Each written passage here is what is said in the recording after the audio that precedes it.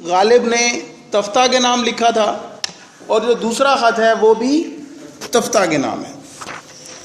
پہلے خط کو ہم نے کل ڈسکس کیا. آج اس کو دیکھیں. اس خط کے بھی شروع میں اسی طرح کی آپ کو خصوصیت نظر آ رہی ہے. اسے ڈاؤن اسی طرح کی خصوصیت نظر آ رہی ہے جس طرح کی خصوصیت آپ کو کل کے خط میں نظر آئی کہ سٹارٹ میں in the beginning of the letter there isn't any kind of formal addressing. کسی قسم کی کوئی فارملی ایڈریس نہیں کیا گیا جس کو خط لکھا جا رہا ہے. بالکل اسی طرح جیسے کوئی شخص سامنے بیٹھا ہے.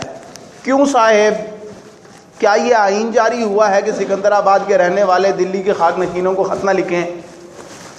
تو سلام دعا تک ایون نہیں ہے. ایسے جیسے کہ کسی شخص سے بے تکلفی ہے اور اس سے آپ سامنے وہ آپ کے اچانک آیا ہے اور آپ اس سے رستے میں ملے ہیں اور آپ اسے کہہ رہے ہیں کیوں صاحب، ہاں یہ کیا بات ہوئی، کتنے دن ہو گئے تم ملنے کے لیے نہیں آئے؟ Kind of you want to say some thing. چلے جاؤں نہیں، چلا آؤں کہتے ہیں. You are amazing. غالب کو پڑھ رہے ہیں اور آپ اردو زبان کی جک مار رہے ہیں، اس کی واٹ لگائی ہوئی آپ نے. کم کیوں صاحب، کیا یہ آئین جاری ہوا ہے؟ یہ ایک شکوے کا انداز ہے. کس کا انداز ہے؟ شکوے کا انداز ہے، شکایت کا انداز ہے. if you don't note it down, believe me, you can't have it in your mind because I know about your minds and I have gauged them up. okay? تو کیوں صاحب، کیا یہ آئین جاری ہوا ہے؟ کوئی اس طرح کا قانون بن گیا ہے کہ سکندر آباد کے رہنے والے دلی کے خاک نشینوں کو خط نہ لکھیں؟ خاک نشینوں سے مراد خاکسار ہے، جیسا کہ میں نے بتایا، عاجز ہے، مسکین لوگ ہیں. ٹھیک ہے، یہ اپنے آپ کے لیے یہاں پہ کسر نفسی کی بات ہے، عاجزی اور انکساری کی بات ہے. ٹھیک ہے. بھلا اگر یہ حکم ہوا ہوتا، یعنی اگر یہ کوئی گورنمنٹ لیول پہ، اسٹیٹ لیول پہ اگر اس طرح کی کوئی بات ہوئی ہوتی، کوئی قانون نکلا ہوتا، کوئی نیا ریزولوشن پاس ہوا ہوتا، تو یہاں بھی اشتہار ہو جاتا، یہاں بھی گویا کہ اس کا اعلان ہو چکا ہوتا، یہاں بھی لوگوں کو پتا ہوتا، یہاں بھی منادی ہو چکی ہوتی کہ زنہار خبردار. زنہار فارسی میں خبردار کے لیے کہتے ہیں، جبکہ کسی شخص کو کسی چیز سے متنبع کرنا مقصود ہو، وارن کرنا مقصود ہو، تو یہ ایکسپریشن استعمال کیا جاتا ہے. کیا کرنا مقصود ہو؟ وارن کرنا اگر مقصود ہو، کسی کو تنبیہ کرنی ہو، کسی کو وارن کرنا ہو، متنبع کرنا ہو. جیسا کہ یہ دونوں لفظ آپ کو بتا رہے ہوں گے کہ تنبیہ اور متنبع یہ دونوں کے دونوں ایک ہی ورڈ فیملی سے بلونگ کرتے ہیں. تنبیہ کا مطلب ہے وارن کرنا، متنبع یعنی جس شخص کو تنبیہ کی جا رہی ہو اسے ہم کہیں گے. یہ باب مفعول کا صیغہ ہے. تو زنہار کوئی خط سکندر آباد کو یہاں کی ڈاک میں نہ جاوے، یہاں کی ڈاک سے کوئی خط نہ جائے. جاوے، جائے کی اولڈ فارم ہے اردو میں پرانی اردو میں، غالب کے عہد کی اردو میں جاوے کا مطلب جائے ہے. غالب نے خیر یہ دونوں کی طرح کے ایکسپریشنز استعمال کیے. بہرحال کس بشنود دو نشنود من گفتگوے می کنم. یہاں پہ فارسی کا ایک مصرع غالب نے لکھا جس کا مطلب آپ دیکھ سکتے ہیں کہ وہاں پہ وہ حاشیے میں بھی لکھا ہوا ہے کہ چاہے کوئی سنے یا نہ سنے، کوئی میری بات کو رسپانس کرے یا نہ کرے، میں اپنی بات کہتا رہتا ہوں. اب یہ جو خط کا ایک سٹارٹ ہے، یہ یقینی طور پر اس تمام کی تمام روش سے ہٹا ہوا ہے جس روش پر اس عہد میں خط لکھے جا رہے تھے. ٹھیک ہے. تو غالب اپنے آپ میں ایک ماڈرن آدمی ہے.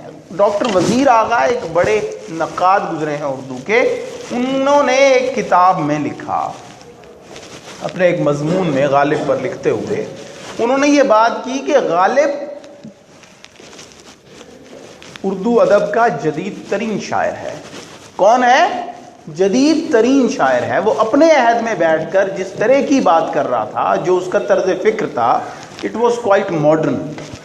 کل جمعے کے دن 12 تاریخ نومبر کی 33 جلدیں بھیجی ہوئی برخوردار شیو نارائن کی پہنچی. اب یہ وہ پچھلے خط میں ڈسکس ہوا ہے کہ جو ہے نا کتابوں کی پرنٹنگ پریس میں بھیجے جانے کے بعد انتظار میں ہیں غالب کہ وہ پریس سے ہو کے نسخے واپس پہنچیں گے ان کی طرف.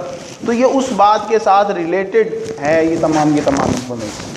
کاغذ، خط، تختی، سیاہی، چھاپا سب خوب. کاغذ سے مراد کاغذ کی کوالٹی ہے، خط سے مراد رسم الخط ہے، رائٹنگ سٹائل ہے. تختی کس کو کہتے ہیں؟ ٹیکنیکلی تو تختی کا مطلب ہوتا ہے، تختی قطع کرنے سے ہے. کاٹنے سے، الگ کرنے سے، بریک کرنے سے، ٹھیک ہے. لیکن تقطیع جب کسی مسودے کے حوالے سے اور خاص طور پہ شاعری کے مسودے کے حوالے سے، شاعری کی کتاب کے حوالے سے تقطیع کا لفظ آئے گا تو اس کے دو معنی ہوا کرتے ہیں. ایک، شعر میں موجود وزن کی کیفیت، جو کہ یہاں ڈیفینیٹلی مراد نہیں ہو سکتی. اس کی وجہ یہ ہے کیونکہ غالب نے لکھا ہوا ہے تو بے وزن شعر تو نہیں لکھتے غالب کو. آج کے جناب کوئی للو پنجو ہو رہی ہے، غالب کی بات ہو رہی. تو تقطیع کا دوسرا معنی مراد ہوگا. دوسرا معنی یہاں پہ یہ ہے، تقطیع سے مراد لائن کا بریک کرنا ہے، سطر کا بریک ہونا ہے. کس کا؟ لائن اور سطر کا بریک ہونا ہے. کیا مطلب؟ غزل کے فارمیٹ میں ایک مصرع یہاں لگا ہوا ہے، دوسرا یہاں لگا ہوا ہے، اگر وہ درست لگے ہوئے ہیں، آگے پیچھے نہیں لگے ہوئے، تو اس کو انہوں نے تقطیع کہا ہے کہ گویا کہ ٹھیک پرنٹنگ ہوئی ہے، مسودہ اسی طرح جیسے چاہتے تھے وہ ویسے کا ویسے آیا ہے. سیاہی سے مراد اس کی پرنٹنگ کی کیفیت اور اس کی نوعیت مراد ہے. چھاپا یعنی جس طرح سے وہ پرنٹ ہوئی ہے، پرنٹنگ کوالٹی مراد ہے، سب خوب ہے، یعنی غالب کو یہ سب پسند آیا ہے. وہ اسے بتا رہے ہیں تفتہ کو. تفتہ تخلص تھا. تفتہ کس کا؟ تخلص تھا. ٹھیک ہے، یہ بھی شعر کہا کرتے تھے. دل خوش ہوا اور شیو نارائن کو دعا دی. 7 کتابیں جو مرزا حاتم علی صاحب کی تحویل میں ہیں وہ بھی یقین ہے آج کل میں پہنچ جائیں گی. کچھ 7 ایک نسخے 7 کاپیز کتاب کی دیوان کے ان کے پاس بھی ہیں، وہ جن کو انتظار میں ہیں. اور معلوم نہیں شیو نارائن نے اندور کو واسطے و رائے امید سنگھ کے. اب رائے امید سنگھ گویا کہ اس عبارت سے یہ پتہ چل رہا ہے کہ رائے امید سنگھ کوئی اندور میں رہنے والے صاحب ہیں جن سے غالب کا ایک تعلق ہے، اور غالب نے گویا کہ شیو نارائن کو کہا ہوا ہے کہ ان کو بھی کتاب بھیجنی ہے. ٹھیک ہے، تو وہ اس کے حوالے سے. اب دیکھیں یہ تمام کی تمام گفتگو کی کیفیت ہے، یہ تمام کی تمام گفتگو کی یہ کیفیت ہے. ٹھیک ہے صاحب، تم اس خط کا حال جواب جلد لکھو اور اپنے قصد کا حال لکھو. قصد سے مراد ارادہ ہے، ارادہ بھی اور ارادہ سفر بھی. بعض اوقات اگر ہم مثلا فرض کریں کہ کوئی شخص جو ہے وہ، میں اگر فرض کریں یہاں سے نکلوں اور میں دیکھوں کہ بلال صاحب جو ہے وہ گاڑی میں بیٹھے ہوئے ہیں اور وہ نکلنے لگے ہیں اور ان کے ساتھ ان کی فیملی بھی بیٹھی ہوئی ہے، پیچھے کچھ سامان بھی پڑا ہوا ہے، ٹھیک ہے، پچھلی سیٹ پہ مجھے نظر آ جائے تو میں انہیں روک کے پوچھوں کہ ہیلو سر کہاں کا قصد ہے، کیا مطلب ہے جہاں کہاں کا ارادہ ہے، کہاں سفر کرنے کا ارادہ ہے. لگتا ہے آپ سفر میں جا رہے ہیں. میری بات سمجھ میں آ رہی؟ تو قصد کا لفظ 2 طرح سے استعمال ہوتا ہے. قصد کا مطلب صرف ارادہ بھی لیا جاتا ہے، پلان، اور ٹریول پلان بھی لیا جاتا ہے. میری بات سمجھ میں آ رہی ہے؟ ارادہ سفر بھی لیا جاتا ہے. تو سکندرآباد کب تک رہو گے، آگرے کب جاؤ گے، اس کے بعد کوئی نہیں لکھا انہوں نے کہ والسلام اللہ تعالیٰ تمہیں خیریت سے رکھے، نہیں، سمپلی لکھا جواب طلب. غالب جواب طلب یعنی جواب کے انتظار میں. یہ نہیں لکھا کہ میں آپ کے جوابی عنایت نامے کا منتظر رہوں گا. 7-8 لفظ نہیں لکھے، کفایت لفظی سے کام لیا ہے. شارٹ پیرائے میں زیادہ سے زیادہ بات اپنی کنوے کرنے کی غالب نے کوشش کی ہے، اور جواب طلب کہا ہے. وہاں پہ جواب طلب کا مطلب جواب کی طلب کرنے والا غالب. یہاں تک کلیئر ہو گیا؟ اب میر مہدی حسن مجروح کے میں خود ہی پڑھ دیتا ہوں.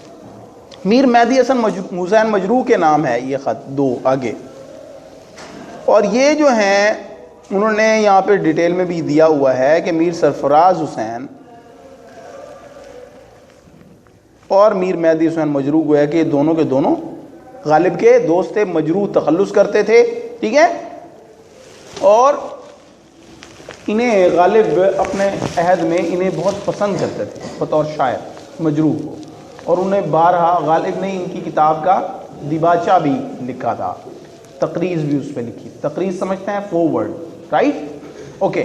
بھائی نہ کاغذ ہے نہ ٹکٹ ہے، اگلے لفافوں میں ایک بے رنگ لفافہ پڑا ہے. بے رنگ، یہ بے رنگ ہے. بے رنگ کا کیا مطلب ہوتا ہے؟ جس لفافے پہ سٹیمپ نہ لگی ہوئی ہو، ٹکٹ نہ لگی ہوئی ہو، ٹھیک ہے. نہ کاغذ ہے نہ ٹکٹ ہے، اگلے لفافوں میں ایک بے رنگ لفافہ پڑا ہے. کتاب میں یہ کاغذ پھاڑ کر تم کو خط لکھتا ہوں اور بے رنگ لفافے میں لپیٹ کر بھیجتا ہوں. غمگین نہ ہونا، کل شام کو کچھ فتوح کہیں سے پہنچ گئی ہیں، آج کاغذ اور ٹکٹ منگا لوں گا. فتوح کا لفظی مطلب اگر آپ دیکھیں تو فتح کی جمع ہے، لیکن یہ اس معنوں میں استعمال نہیں ہوتا. فتح، فتوح، فتوحات عربی زبان سے بلونگ کرتا ہے. فتح، فتوح اور فتوحات، ٹھیک ہے. لیکن یہاں پہ اس کا مطلب یہ معنی نہیں ہے. اردو میں، اردو ادب میں اور ایون فارسی ادب میں بھی فتوح کا مطلب یہ سمجھا جاتا ہے وہ پیسہ، وہ چیز جو کسی اور کی طرف سے ہدیے کے طور پر، تحفے کے طور پر ملے. میری بات سمجھ میں آ رہی ہے؟ Note it down, you can't keep it in mind. Okay, فتوح کا کیا مطلب ہے؟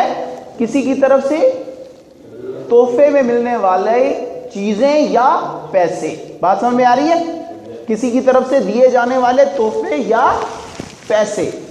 تو کل شام کو کچھ فتوح کہیں سے پہنچ گئی ہیں، آج کاغذ اور ٹکٹ منگا لوں گا.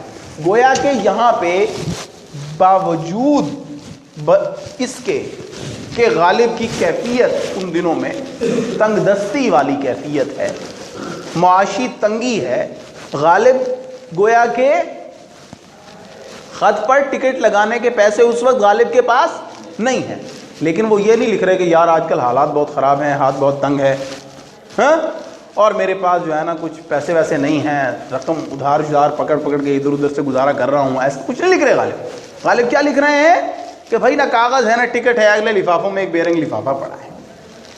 کتاب میں سے یہ کاغذ پھاڑ کے تم کو خط لکھتا ہوں اور بے رنگ لفافے میں لپیٹ کر بھیجتا ہوں. غمگین نہ ہونا، کل شام کو کچھ فتوح کہیں سے پہنچ گئی ہیں، آج کاغذ اور ٹکٹ منگا لوں گا. اب یہ تمام کی تمام شیئرنگ ہے، وہ شیئرنگ جو ایک دوست سے بلا تکلف کہہ سن لیتا ہے، ٹھیک ہے. لیکن اس میں بھی ایک نویلٹی ہے، ایک نیا پن ہے. میری بات سمجھ میں آ رہی ہے؟ یعنی روایتی طور پر بات کو بیان نہیں کیا گیا، اپنی مشکلات کا ذکر نہیں کیا گیا.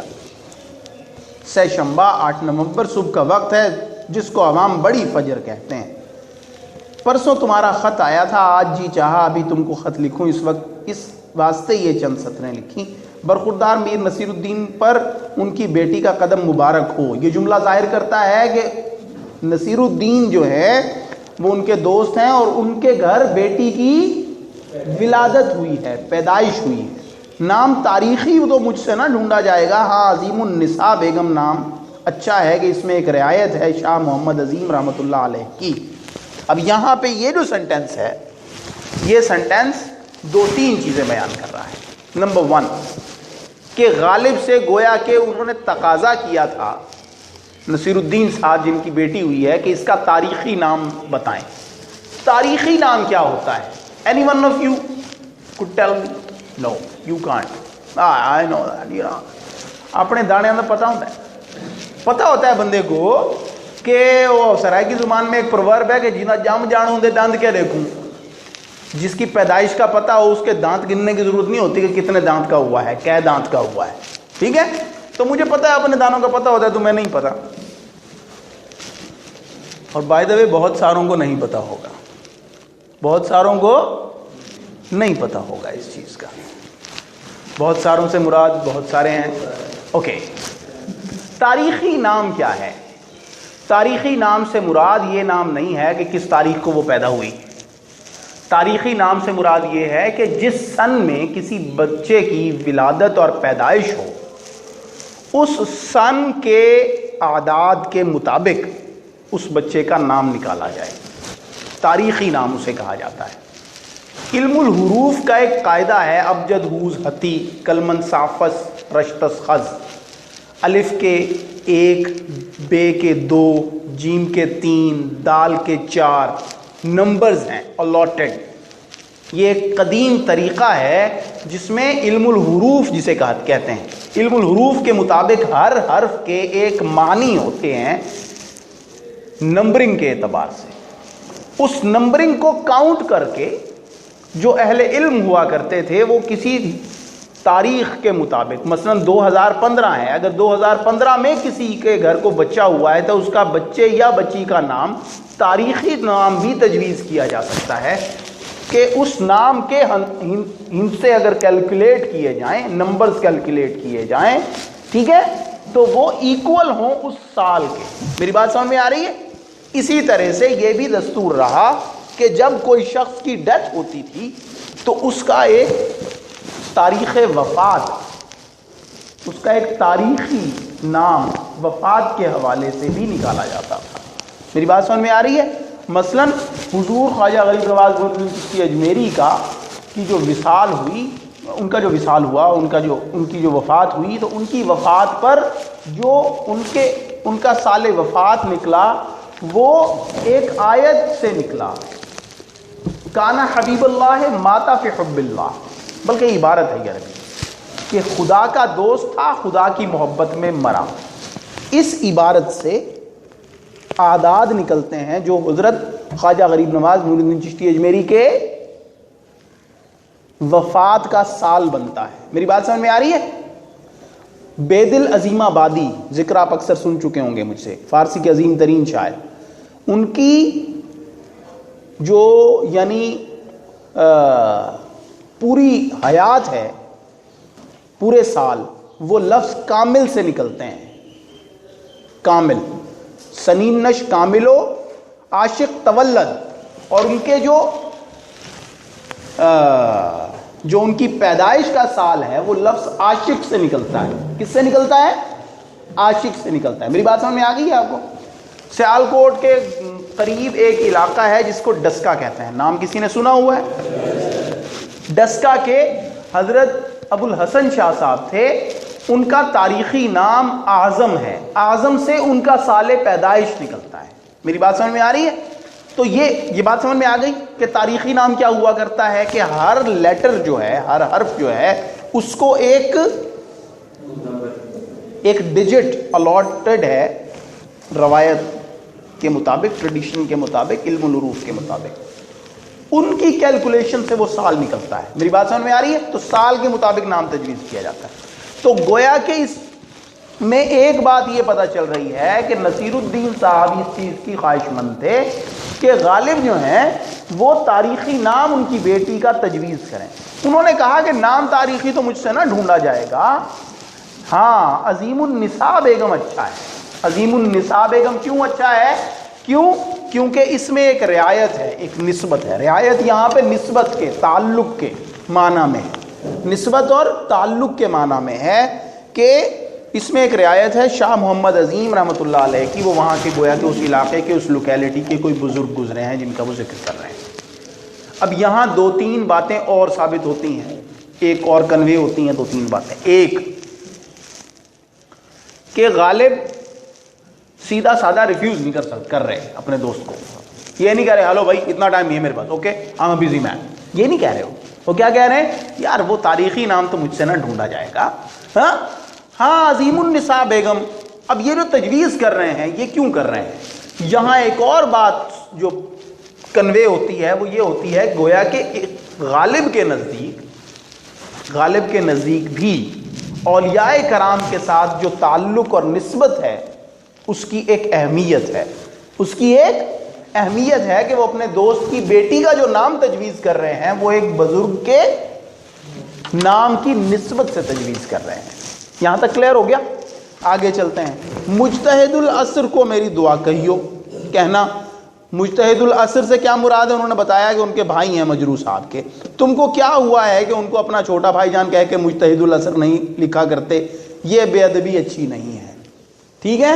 اب وہ بڑے بھائی کو یہ کہہ رہے ہیں کہ تمہیں بھی مجتہد العصر کہنا چاہیے اپنے چھوٹے بھائی کو، گویا کہ وہ عالم فاضل آدمی تھے، تو ان کے لیے وہ کہہ رہے ہیں کہ ان کو مجتہد العصر کہا کرو۔ مجتہد العصر کا کیا مطلب ہے؟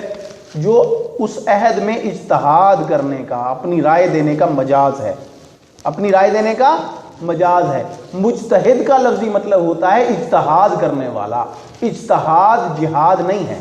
اجتہاد کا مطلب ہے اپنی رائے قائم کرنا، نئی رائے قائم کرنا، ٹھیک ہے؟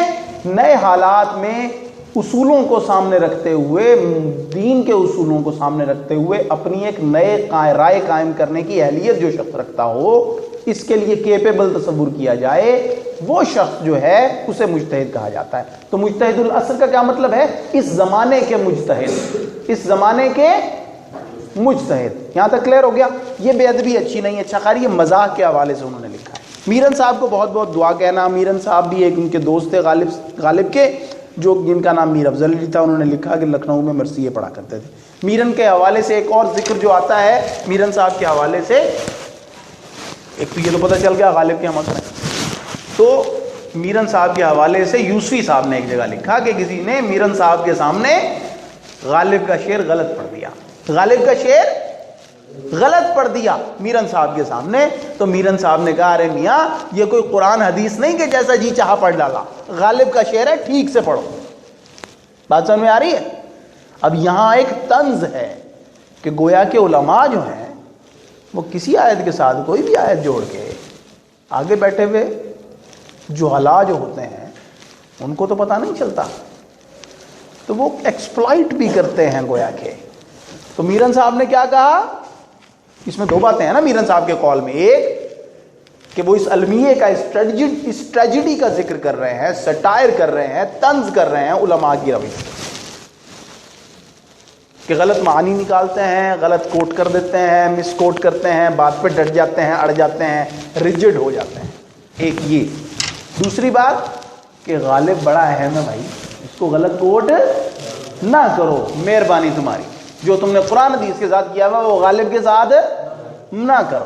تو میرن صاحب کو بہت بہت دعا کہنا اور میری طرف سے پیار کرنا، یہ سمجھ آ گئی یہاں تک؟ آگے ہے اب شہر کا حال کیا جانوں کیا ہے۔ یہاں وہ بات ہے جس کے حوالے سے میں نے آپ کو بتایا کہ ان خطوط کی غالب کے سیاسی، سماجی، تاریخی اہمیت ہے، ہسٹوریکل ریفرنس ہے غالب کا خط، کیونکہ یہ اپنے عہد کا ایک بڑا نام ہے، ایک ریناؤنڈ آدمی ہے، اس کی کہی ہوئی بات اہم ہے۔ متحمر سیاسی، سماجی، سوشیو پولیٹیکل ریفرنس میں اس علاقے، اس سماج، اس معاشرے کی تہذیب، اقدار، حالات کا بدلنا، تبدیلی، انقلاب، سب کچھ گویا کہ غالب کے خطوط میں ڈاکیومنٹ ہو رہا ہے، ون وے اور دا ادر۔ شہر کا حال کیا جانوں کیا ہے، کیا مطلب کہ شہر کا حال کیا کہوں یار، سمجھ نہیں آ رہی کیا کہوں۔ پون ٹوٹی کوئی چیز ہے وہ جاری ہو گئی ہے۔ اب پون ٹوٹی انہوں نے الٹ کر کے ٹاؤن ڈیوٹی کو پون ڈیوٹی کہا ہے۔ مطلب کیا ہے ٹاؤن ڈیوٹی کا؟ ڈیوٹی سے مراد یہ فرض نہیں ہے، ذمہ داری نہیں ہے، بلکہ ڈیوٹی وہ ڈیوٹی جو کہ عائد کی جاتی ہے ایز ٹیکسز گورنمنٹ کی طرف سے۔ تو محصول چنگی اس کو ہم پہلے کہتے تھے، اب انہوں نے ظاہر انگریز آگے میں انہوں نے نام چینج کر دیا ہے، محصول چنگی کو انہوں نے کیا کہنا شروع کر دیا ہے؟ Town duty. تو وہ کہہ رہے ہیں پون ٹوٹی کوئی چیز ہے وہ جاری ہو گئی ہے، سوائے اناج اور اپلے کے کوئی چیز ایسی نہیں جس پہ محصول نہ لگا ہو۔ سوائے اناج کے، کھانے کی چیزوں کے، اناج سمجھتے ہو وہ غلہ، ٹھیک ہے، اپلا گوبر کی جو تھاپیاں ہوتی ہیں اس کو اپلا کہتے ہیں، تھاپی سمجھتے ہو، وہ جو اس کو بطور ایندھن استعمال کیا جاتا ہے، دیوار پہ ایسے چپکا دیا جاتا ہے اور بعد میں وہ ٹریس ہی اتار لیتے ہیں اور اس کو جلاتے ہیں توڑ کے، ٹھیک ہے، تو اسے کیا کہتے ہیں؟ اپلا کہتے ہیں۔ تو غالب کہہ رہے ہیں کہ سوائے اناج اور اپلے کی کوئی چیز ایسی نہیں جس پہ محصول نہ لگا ہو۔ اسے غالب ایز ٹریجڈی بیان کر رہے ہیں۔ He is complaining about the British government rules and regulations and their the living style they are providing to the community. اب یہاں پہ ایک بات آپ یہ بھی غور کیجئے اور ریلیٹ کر کے دیکھیے کہ غالب اس دور میں کہہ رہے ہیں کہ اناج اور اپلے کے سوا کوئی چیز نہیں جس پہ محصول ٹیکس نہ لگاؤ، اور ماشاءاللہ ہمارے ہاں اناج پہ بھی لگ چکا ہے، ہمارے ہاں اناج پہ بھی لگ چکا ہے، آپ ٹیکسز پے کرتے ہیں for each and every good whatever you use۔ Jama Masjid کے گرد 25-25 فٹ گول میدان نکلے گا۔ کیا مطلب ہے؟ اب یہ تو نہیں ہے کہ جامع مسجد جو ہے وہ یہیں پہ کہیں پہ کسی جگہ، جامع مسجد سے مراد جامع مسجد دہلی کی جامع مسجد ہے، جامع مسجد حسن عبدال مراد نہیں ہو سکتی ٹیکنیکلی، نہ ہی لاہور مراد ہو سکتی ہے، بادشاہی مسجد۔ اس کی وجہ یہ ہے کہ شاہی مسجد، بادشاہی مسجد، جامع مسجد دہلی کی بات ہو رہی ہے، دہلی میں ہے غالب۔ وہ کہہ رہے ہیں کہ اس کے چاروں طرف 25-25 فٹ گول میدان نکلے گا۔ کیا مطلب ہے؟ مسجد کے نیچے سے گول میدان نکل آئے گا، کیا مطلب ہے اس کا؟ مسجد کے سائڈ پہ جو بلڈنگز ہیں وہ گرائی جا رہی ہیں، مسجد کی سائڈ پہ جو بلڈنگز ہیں، جو مکانات ہیں، جو عمارتیں ہیں وہ منہدم کی جا رہی ہیں، وہ گرائی جا رہی ہیں، دکانیں، حویلیاں ڈھائی جائیں گی، حویلیاں اور دکانیں توڑی جا رہی ہیں، دار البقا فنا ہو جائے گی۔ دار البقا یعنی بقا کی جگہ، بقا کی جگہ فنا ہو جائے گی، جہاں لوگ رہتے تھے وہ چیز وہ جگہ فنا ہو جائیں گی، ختم ہو جائیں گی، رہے نام اللہ کا۔ خان چند کا کوچا شاہ بولا کے بڑ تک ڈہے گا۔ اب یہ دو علاقے ہیں کہ خان چند ان کا کوئی کوچا تھا جو کہ شاہ بولا کا بڑ تھا، بڑ ایک درخت کا نام ہے، کہ وہاں سے لے کے اس درخت تک جس کو شاہ بولا کا بڑ کہا جاتا تھا وہاں تک سب کچھ گرا دیا جائے گا۔ دونوں طرف سے پھاوڑا چل رہا ہے۔ پھاوڑا کس کو کہتے ہیں؟ کدال کو، جب توڑنے کے لیے چیزیں چلائی جاتی ہیں۔ اچھا کدال تو خیر ایک اور چیز ہوتی ہے، کدال ہوتی ہے جو نوکیلی چیز ہوتی ہے، اور وہ سواستیکا میں بھی بنی ہوئی ہے۔ سواستیکا سمجھتے ہو؟ ونڈرفل، ڈبل تھمز اپ۔ نازیز کا جو نشان ہے، جو مارک ہے نازیز کا، وہ سواستیکا ہے۔ وہ کیا ہے؟ سواستیکا ہے۔ سواستیکا میں بھی بنی ہوئی ہے، اور جو کمیونسٹ پارٹی ہے ان کے پرچم میں بھی بنی ہوئی ہے کدال۔ وہ ایک یعنی دستہ اور دستے کے ساتھ ایسے ٹی کی فارم میں ایسے بنتا ہے، ٹھیک ہے، نوکیلا حصہ ہے جس سے توڑا جاتا ہے، اور جو چوڑا حصہ ہے اس سے ہٹائی جاتی ہے، وہ چیز موو کی جاتی ہے، اسے کدال کہتے ہیں۔ پھاوڑا وہ نہیں ہوتا۔ پھاوڑا وہ ہوتا ہے جس کو آپ کسی نہیں کہتے، یعنی ایک دستہ دستے کے ساتھ ایسے چوڑا سا منہ لگا ہوتا ہے جس سے وہ چیزوں کو زیادہ کو اٹھا کے موو کیا جاتا ہے، اسے پھاوڑا، بیلچا kind of. Very right, very appropriate, you got that. تو وہ کیا کہہ رہے ہیں؟ دونوں طرف سے پھاوڑا چل رہا ہے، یعنی وہ کام بڑی تیزی سے جاری ہے، باقی خیر و عافیت ہے۔ اب یہ باقی خیر و عافیت کیا ہے؟ یہ طنز ہے۔ باقی خیر و عافیت والا فقرہ کیا ہے؟ یہ طنز ہے۔ غالب کہہ رہے ہیں ہاں جی باقی تو سب کچھ توڑ پھوڑ چل رہی ہے، بیڑا غرق کر دیا انہوں نے شہر کا، ویسے باقی خیریت ہے۔ حاکم اکبر کی آمد سن رہے ہیں، دیکھیے دلی آئے یا نہیں۔ اب حاکم اکبر سے مراد بڑا حاکم ہے، وہ بڑا حاکم ڈیفینیٹلی بہادر شاہ ظفر نہیں ہے، نہ ہی مغلیہ سلطنت کے ساتھ کوئی بلونگ کرنے والا آدمی ہے، بلکہ کمپنی بہادر ہے۔ بلکہ کیا مراد ہے؟ ایسٹ انڈیا کمپنی کا جو یعنی وہاں پہ اپوائنٹمنٹ ہوئی ہوئی ہے جس کی، وہ دیکھیے دلی آئیں یا نہیں۔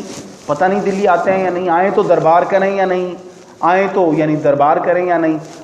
دربار کریں تو کیا مطلب ہے کہ وہ لوگوں کو بلائیں یا نہیں بلائیں، اور دربار کریں تو میں گناہگار بلایا جاؤں یا نہیں۔